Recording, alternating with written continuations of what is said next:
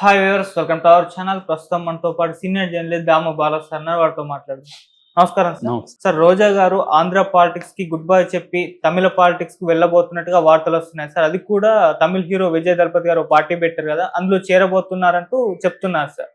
అందుకే ట్వీట్లు ఇక్కడ తగ్గించేసి చెన్నైకి వెళ్ళడం ప్రారంభించారంటున్నారు. మరి ఆంధ్ర పాలిటిక్స్ వదిలేసి చెన్నై పాలిటిక్స్ వెళ్ళడానికి గల కారణం ఏంటి? మరి అక్కడ ఏ విధంగా రాణిస్తారు? మీరేం చెప్తారు సార్ దీనికి? రోజా మీద కూడా రకరకాల పుకార్లు వస్తున్నాయి. అంటే ఆమె ముందు నుంచి కూడా తమిళనాడుకి దగ్గరగా ఉంటుంది. ఆమె వాళ్ళ హస్బెండ్ తమిళతని, చెంగల్పట్టు అతంది. సో అక్కడ తమిళనాడు సినిమా ఇండస్ట్రీలో ఆయన యాక్టివ్గా ఉంటాడు. ముఖ్యంగా యూనియన్స్లో దర్శక సంఘంలో కానీ, తర్వాత అక్కడ సినిమా కార్మిక సంఘాల్లో కూడా ఆయన యాక్టివ్గా ఉంటారు. రెండోది, ఆయనకి తమిళనాడు సినిమా రంగంలో తనకు కూడా బాగా పట్టుంది, ఆర్కే సెల్వరాజ్కి. సో ఆ రకంగా ఏమి కూడా తమిళనాడు అనేది ముందు నుంచి ఉంది. సో ఆమెకైతే ఆల్టర్నేటివ్ అయితే ఉంది. అయితే ఈ మధ్య అక్కడ లోకల్గా చెప్తున్న దాని ప్రకారం రోజా ఎక్కువగా ఆలయాల చుట్టూ తిరుగుతుంది. తర్వాత ఎవ్రీ వీకెండ్ చెన్నై వెళ్తుంది. మరి భర్త కోసం వెళ్తుందా, భర్త ఏమైనా అక్కడ ఉన్నాడా, లేకపోతే పాలిటిక్స్ కోసం వెళ్తుందా? ఆల్రెడీ విజయ్కి ఆయనకి పరిచయాలు కూడా బాగానే ఉన్నాయి. సో విజయ్ ద్వారా విజయ్ పార్టీలో చేరుతుందని ఒక టాక్ కొత్తగా వచ్చింది. ఎందుకంటే విజయ్ తమిళ వెట్రి కళగం అనే ఒక పార్టీ పెట్టాడు. టీవీకే, వెట్రి అంటే విజయం, తమిళ విక్టరీ సంఘం అనమాట అది పార్టీ. సో కళగం అంటే ఫెడరేషన్ యాక్చువల్గా. సో తమిళ వెట్రి కళగం అనే ఒక పార్టీ పెట్టాడు. 2024 ఫిబ్రవరి 2న ఇది స్టార్ట్ చేశాడు. ఇప్పుడు ఆయన లాస్ట్ సినిమా చేస్తున్నాడు కెరియర్లోనే. సో ఇది అయిపోయినాక తను పాదయాత్ర ప్లాన్ చేస్తున్నాడు. ఇంకా 2 ఏళ్ళు ఉంది ఎలక్షన్కి. 2026లో తమిళనాడులో ఎలక్షన్లు. ఈ 2 ఏళ్లలో కూడా ప్రధానంగా పాదయాత్ర మీద ఫోకస్ చేస్తే ప్రజల్లో మనం ఒక జగన్ లాగా, అంతకుముందు మన వైఎస్ఆర్ లాగా, లేకపోతే చంద్రబాబు లాగా, రీసెంట్గా లోకేష్, ఇవన్నీ పాదయాత్రలు అంతా కూడా సక్సెస్ అయినాయి.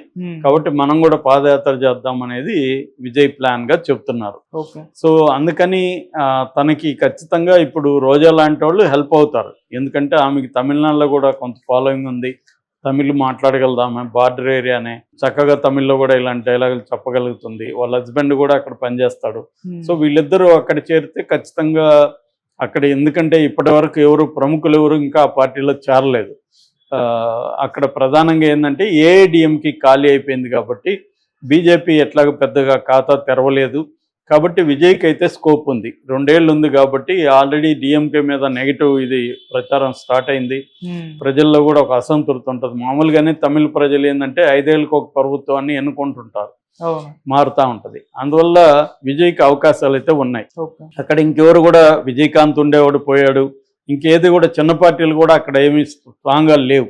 కాబట్టి ఆ యాంగిల్లో తీసుకున్నప్పుడు విజయ్కి అక్కడ మంచి పరిస్థితి ఉంది. పైగా విజయ్ ఏమి కొత్తగా ఇప్పుడు రాజకీయాలు పార్టీ ఇప్పుడు పెట్టాడు, కానీ ఆయన 2009 నుంచి కూడా విజయ్ మక్కల్ ఏకం అనే ఒక సంస్థ పెట్టాడు.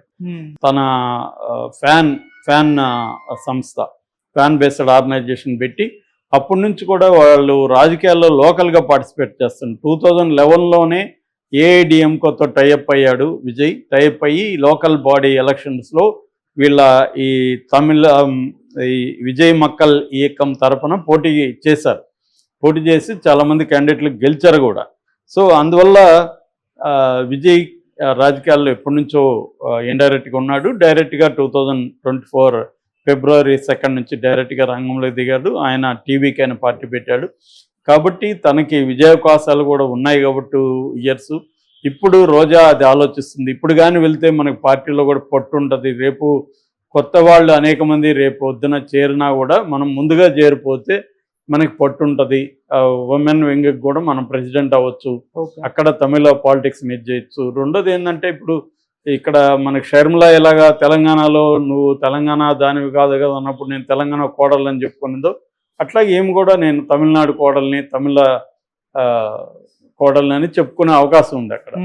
సో ఈమె తమిళ్ మాట్లాడుతుంది, తమిళ పొన్నులాగే ఉంటుంది మనిషి, కాబట్టి ఓన్ చేసుకునే అవకాశం తమిళనాడులో ఉంది.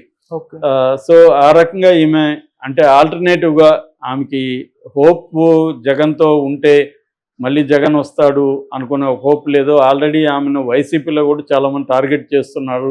మనకి ఈ మధ్య పోస్టులు చూస్తుంటే ఈమె ఐరన్ లెగ్, ఆమెను పెట్టడం జగన్ రాంగు, ఆమెకి విపరీతంగా హెడ్ వెయిట్ ఉంది. అక్కడ మొత్తం 5 మండలాలు ఉంటే నగిరి నియోజకవర్గంలో 5 మండలాల వైసీపీ నాయకులతో ఆమె గొడవ పెట్టుకుంది. వాళ్ళందరూ పోయి తెలుగుదేశంలో చేరారు. ఇవన్నీ ఆమె మీద వ్యతిరేకత ఉంది. సో అందుకని ఈ మధ్యకాలంలో ఆమె సైలెంట్గా కూడా ఉంది. రెండవది ఏంటంటే ఆమె ఈ రాజకీయాలను వదిలేసి అటుగాని వెళ్ళిపోతే కొంతవరకు చంద్రబాబు వీళ్ళు కూడా ఆమెను వదిలేసే అవకాశం ఉంది. అది గ్యారంటీ చెప్పలేం, కానీ కొంతవరకు అయితే వదిలేయచ్చు. ఎందుకంటే ఆమె రాజకీయాలు ఇక్కడ మనకి కాంపిటీషన్ కాదు కదా, వదిలేద్దామని. కానీ ఆమె ఇక్కడ ఉంటే మాత్రం ఆమె మీద ఆల్రెడీ ఆడుదాం ఆంధ్ర స్కీమ్లో ఆమె కుంభకోణం, అట్లాగే తిరుమలలో దర్శనాల కుంభకోణం, ఇలాంటి కుంభకోణాలు బయటికి తీస్తున్నారు. ఆల్రెడీ పేరు కూడా పెట్టారు. ఓకే, కాబట్టి ఆమె అరెస్ట్ అయ్యే అవకాశం కూడా ఉంది. ఇప్పుడు మనం చూస్తున్నాం, కవిత అరెస్ట్ అయ్యి జైల్లో ఎన్ని ఇబ్బందులు పడుతుందో. రేపు ఈమె అరెస్ట్ అయితే ఖచ్చితంగా ఇబ్బందులే. ఎందుకంటే వాళ్ళకి వైసీపీలో మొత్తం లీగల్ వ్యవస్థ మీద తెలుగుదేశానికి ఉండే అంత పట్టు లేదు. కాబట్టి త్వరగా ఆమెను కోర్టుల ద్వారా విడిపించుకొని రావడం అనేది అంత ఈజీ కాదు. వీళ్ళు ఏం చేస్తారు, తెలుగుదేశం వాళ్ళు, వీళ్ళకి లీగల్ నెట్వర్క్ చాలా స్ట్రాంగ్గా ఉంటుంది. అందువల్ల పెట్టిన ఒక కేసు పెడితే ఆ జైల్లో ఉంటే మళ్ళీ ఏం చేస్తారు, ఇంకొక కేసులో పీటీ వారెంట్ ఇష్యూ చేసి మళ్ళీ అరెస్ట్ చేసేస్తారు. అలాగా వరుసగా ఒక కేసులో బెయిల్ తెచ్చుకుంటే ఇంకొక కేసులో మళ్ళీ బెయిల్ తెచ్చుకోవడానికి వీళ్ళు ట్రై చేస్తున్నారు. ఇలాగ ఆమె నెలల తరబడి జైల్లో పెట్టేసే అవకాశం ఉంది. ఈ ఏజ్లో ఆమె వెళ్ళి జైల్లో బాధలు పడడం కష్టమే. సో అందుకని పొలిటికల్గా ఆమె పెద్ద యాక్టివ్గా లేదు. ఎప్పుడో వారంలో ఒక రోజు అరరోజు కేడర్తో మాట్లాడడం, కేడర్ కూడా ఆమెను పట్టించుకోవడం మానేశారని చెప్తున్నారు. సో అందువల్ల ఆమె తమిళ్ పాలిటిక్స్లోకి వెళ్ళే అవకాశం ఉంది. విజయ్తో వెళ్తే ఇప్పుడే కానీ చేరితే ఆమెకి ఆ పార్టీలో పట్టు దొరికే అవకాశం ఉంది. ఎందుకంటే ఈమె చాలా స్ట్రాంగ్గా మాట్లాడగలుగుతుంది. అక్కడ కూడా విమర్శలు చేస్తుంది. ఆల్రెడీ రజనీకాంత్ మీద గతంలో విమర్శలు చేసింది.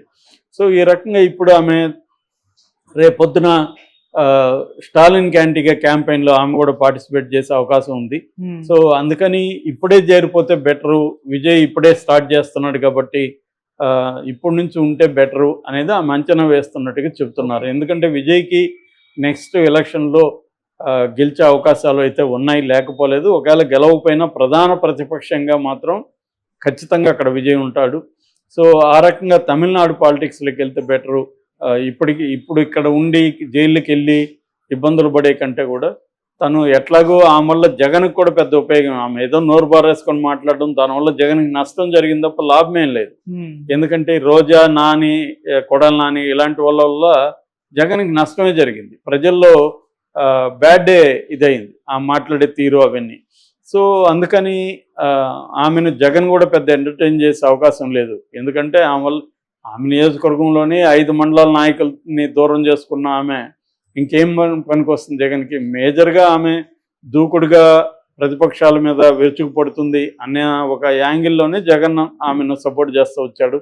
ఇప్పుడు అది కూడా నెగిటివ్ అయింది కాబట్టి జగన్ ఇలాంటి వాళ్ళని సపోర్ట్ చేయడు ఖచ్చితంగా. రెండోది ఆమె చూస్తే గత కొంతకాలంగా సైలెంట్గానే ఉంది. సో ఈ రకంగా ఉన్నప్పుడు ఒకటి ఆమె రాజకీయాల నుంచి విరమించుకోవాలంటే కూడా ఇప్పటికిప్పుడు చంద్రబాబు వదులుతాడని లేదు.